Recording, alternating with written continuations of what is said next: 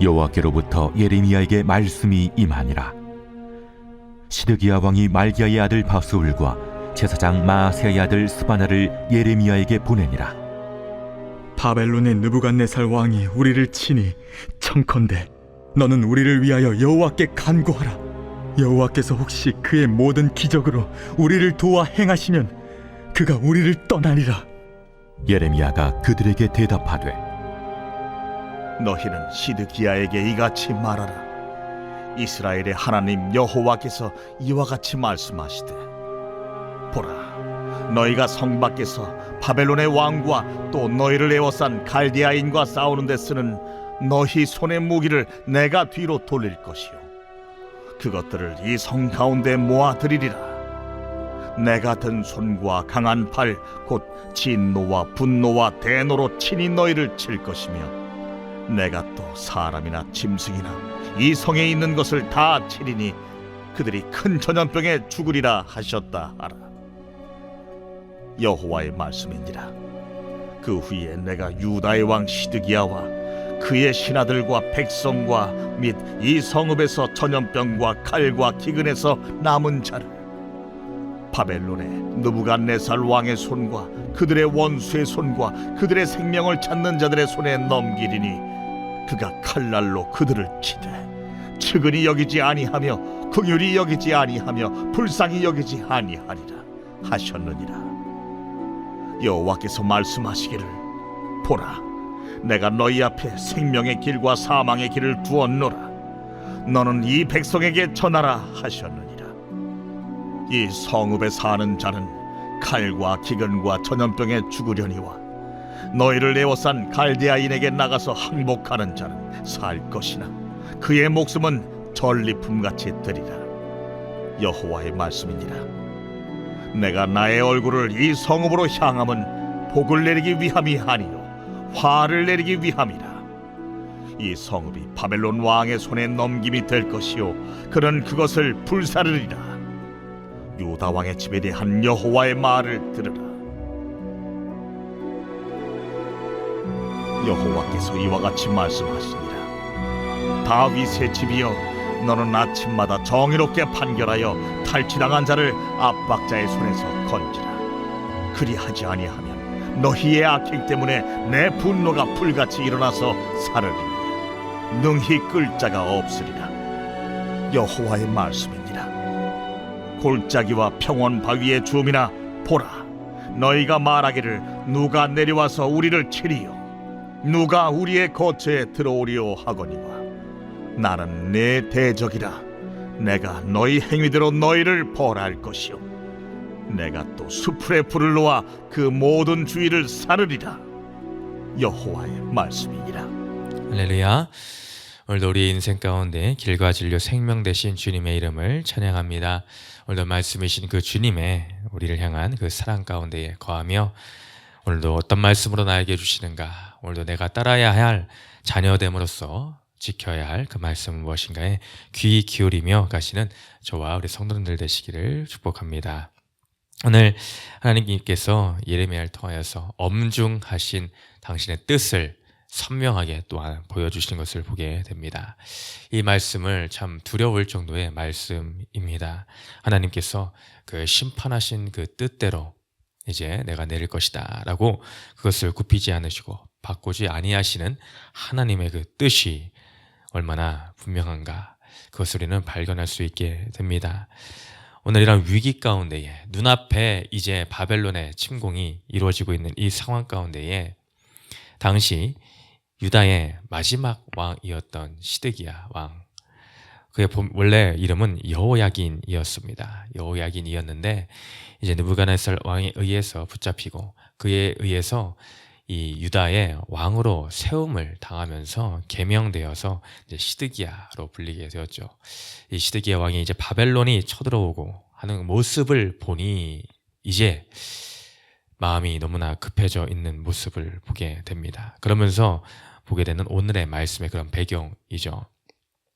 이 말씀을 통해서 우리는 무엇을 또 오늘 말씀 가운데 배울 수가 있을 것인가? 먼저 첫 번째로는 문제가 문제가 아니라 회개치 않음이 문제라는 것을 우리는 발견해야 됩니다. 시드기야 왕은 지금 너무나 급박한 상황입니다. 당장의 위협과 이제 이 나라가 어떻게 될지 모르는 이 상황 가운데서 뒤늦게 예레미야에게 사람을 보내게 됩니다. 오늘 말씀에 시드기야 왕이 1절에 말기야의 아들 바술과 제사장 마아세야의 아들 스바냐를 예레미야에게 보내었다라고 합니다. 그러면서 이제 이 느부갓네살 왕이 우리를 치니 청컨대 너는 우리를 위하여 여호와께 간구하라. 여호와께서 혹시 그의 모든 기적으로 우리를 도와 행하시면 그가 우리를 떠나리라 라고 예레미야에게 사람을 보내와 이와 같이 부탁을 합니다. 여호와께 간구하여라. 혹여 하나님께서 그 모든 뜻을 돌이켜 우리를 도우지 아니하실까? 그 바벨론 왕국이 우리를 떠나진 아니할까? 하고 이렇게 구하라 합니다. 이 말씀을 읽고 어떤 느낌이 드십니까? 참 뒷북도 이런 뒷북이 없다. 이제서야 이제 와서 발등에 불이 떨어지니 그토록 찾지 않고 그토록 그 예레미야의 선지자의 말을 무시하며 흘려들었던 그런 태도는 온데간데 없고 정말로 이제 눈앞에 바벨론의 침공이 있으니 이제 하나님을 찾는 모습, 이 모습을 보면서 우리는 참으로 어리석은 모습이다라는 것을 깨닫게 됩니다. 그와 더불어서 그러나 또한 이것은 우리들의 모습과 별반 다를 것이 없음을 또한 느끼게 되는 대목입니다. 인생이 어떠합니까? 참으로 자기 중심적으로 살아가는 것이 우리들의 삶입니다. 당장의 눈앞에 어려움이 없으면은 웬만해서는 하나님을 잘 찾지 않는 것이, 기도하지 않는 것이, 말씀을 보지 않는 것이, 찬양하지 않는 것이, 예배를 게을리하게 되는 것이 우리들의 모습이지는 않습니까? 당장의 눈앞에 문제들이 해결이 되고 나면은 이제 좀 발을 좀 뻗을 만한 여유가 조금만 생겼다, 내 숨통이 이제 조금은 트였구나라는 느낌이 드는 순간 바로 이전의 모습, 이 시드기야 왕과 같은 모습으로 우리는 돌변해 버리고 맙니다. 자기 급할 때나 하나님을 찾는 것이죠. 화장실 들어갈 때와 나올 때에 전혀 태도가 달라지는 모습을 쉽게 보게 됩니다. 위기에 몰리자 하나님을 찾고 또 찾는 그 모습, 이것은 마치 이스라엘 민족이 그 출애굽할 당시에 그 바로 왕의 모습과도 마찬가지입니다. 그 10가지의 재앙을 하나하나 내렸을 때에 그 바로의 모습이 어떠했습니까?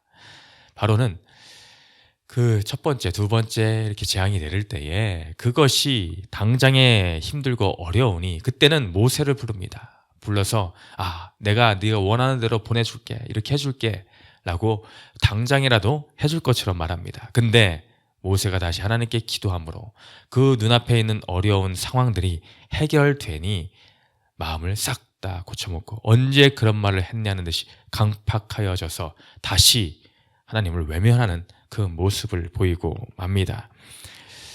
오늘의 이 시드기야 왕의 모습이 그 바로 왕의 모습과 너무나 유사하다라는 것입니다. 우리는 하나님을 향해 이 문제 해결해 주세요. 저 문제 해결해 주세요.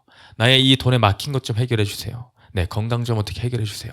라고 이런 모양 저 모양으로 우리는 하나님께 위기의 순간에 어떻게도 그렇게 많이 찾는지. 근데 그것이 해결되면은 이 시드기야 왕과 또 바로의 모습과 다를 것이 없습니다.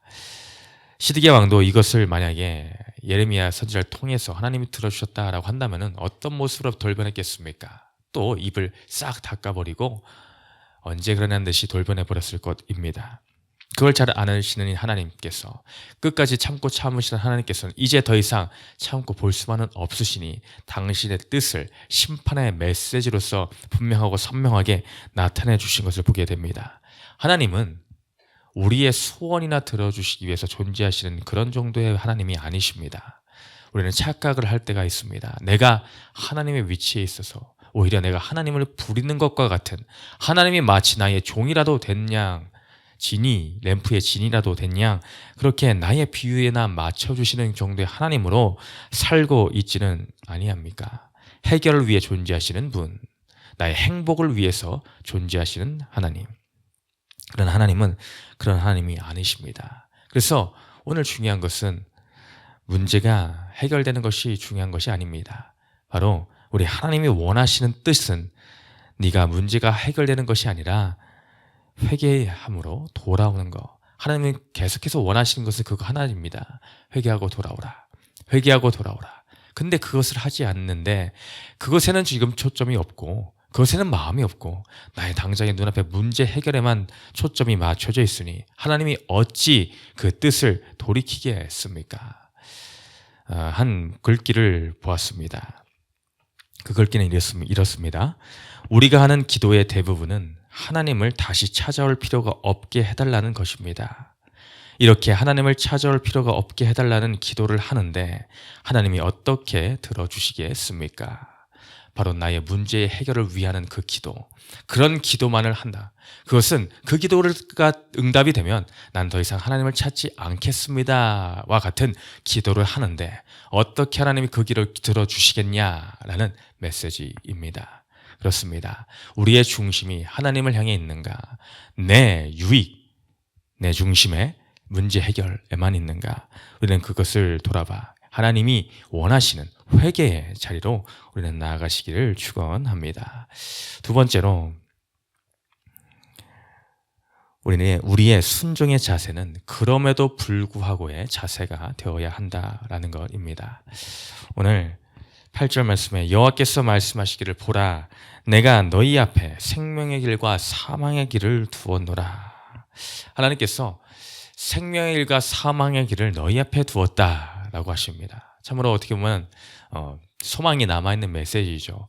사망의 길만 있는 것이 아니라 생명의 길도 하나님은 놓아주셨구나. 그래도 있구나 라는 그 메시지입니다. 근데 여기서 주목할 것이 과연 내가 생각하는 생명의 길과 사망의 길, 하나님이 생각하시는 생명의 길과 사망의 길은 차이가 없느냐라는 것입니다. 안타깝게도 우리의 삶 가운데서는 이것이 의외로 많은 갭 차이가 있음을 발견하게 된다라는 것입니다. 우리가 생각할 때의 생명의 길은 무엇이겠습니까?